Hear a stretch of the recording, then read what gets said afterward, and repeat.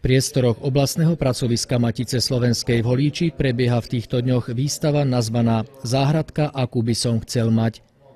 Pripravilo ju oblastné pracovisko Matice v spolupráci s okresným výborom Slovenského zväzu záhradkárov. Je súčasťou v poradí už 5. ročníka výtvarnej súťaže pre deti a žiakov materských a základných škôl, do ktorej sa zapojili aj žiaci základnej umeleckej školy. Práce detí, ktoré sa odoslali priamo do Bratislavy, tí rodičia ako rodič, si zoberiem, nevideli. Tuto ich máme vystavené, čiže rodičia majú možnosť pozrieť si práce svojich vlastných detí, aby boli hrdé na ne. Preto je toto vystavené v priestoroch oblastného pracoviska.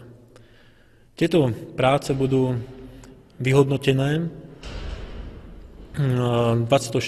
marca a budú prizvaní rodičia týchto detí plus s deťmi.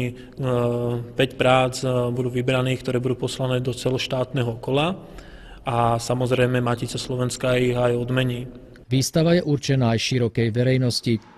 V priestoroch oblastného pracoviska Matice slovenskej v budove základnej školy na Kolárovej v Holíči si ju môžete prísť prezrieť až do 20. apríla.